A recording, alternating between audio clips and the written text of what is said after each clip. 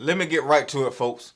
I have seen some people online discussing the George Floyd's murder by that wicked cop, and some of those individuals classify themselves as Christians. Some have brought up George Floyd's past criminal record as if his murder is something less to even get moved or upset about.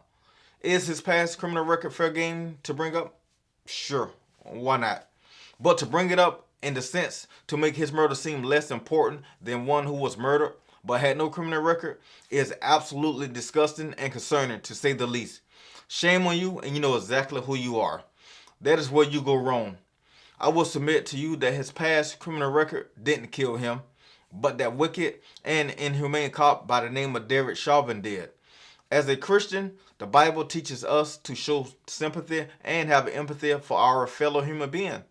The Bible also teaches us to love our neighbors as we love ourselves.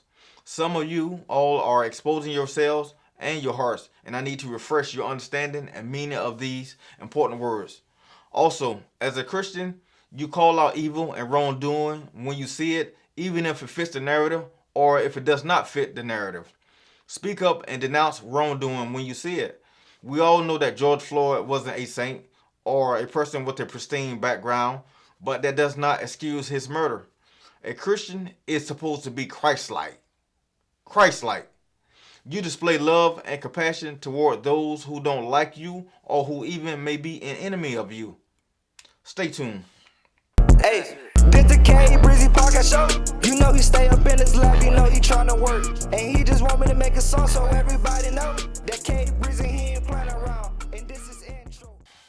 I want to demonstrate to you all and show you the definition of these two important words. The first of these two words is empathy. Let me read the definition to you. Empathy is the ability to understand and share the feelings of another. This is something a Christian should embody, folks. Okay, the second word is sympathy. Let's take a look at the definition for this one too.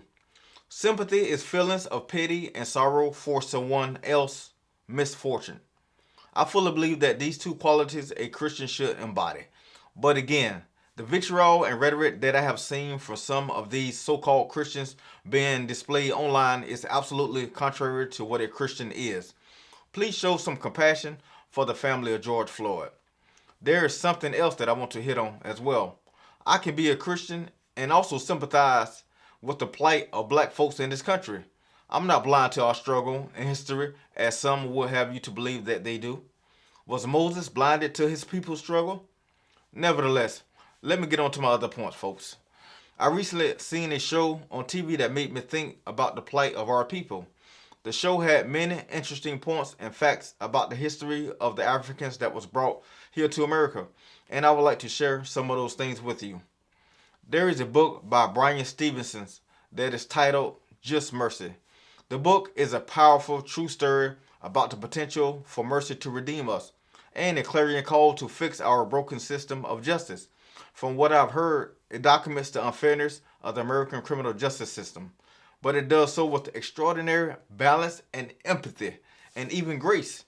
I haven't read it yet, but I am considering it. I also want to address a question that some of you, or many of you, may have. The question is simple.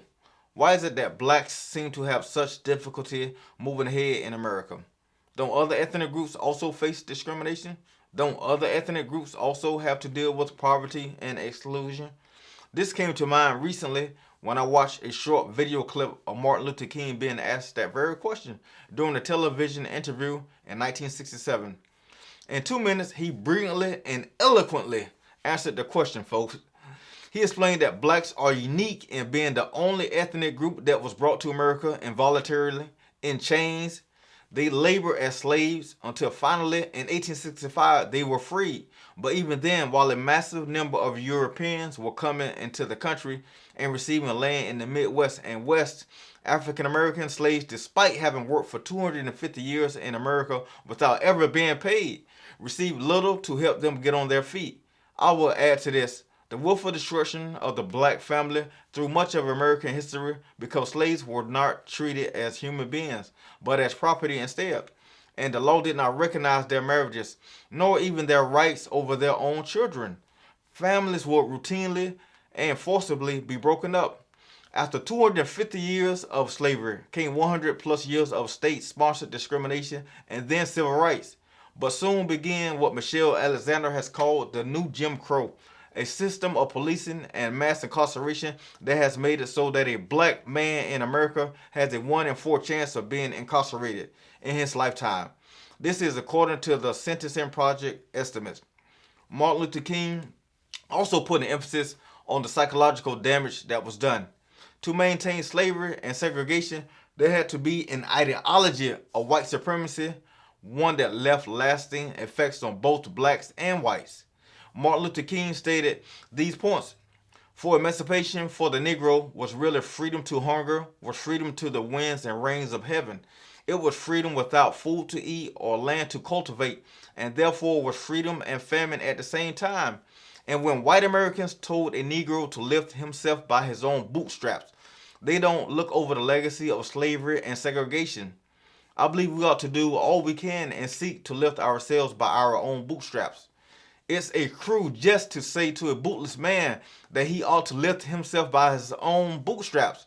And many Negroes, by the thousands and millions, have been left bootless as a result of all these years of oppression, and as a result of a society that deliberately made his color a stigma and something worthless and degrading. And folks, that is why the situation for blacks in America is different. Marinate on that a little bit, folks. Thanks for watching. If you like content like this, please like, share, and subscribe. Please stay safe and remember to always elevate your mind and your thinking. Take care, and I'll see you in the next one. Have a good one. Hey, this the K Breezy Podcast Show. You know he stay up in his lab, you know he tryna work. And he just want me to make a song so everybody know that K Breezy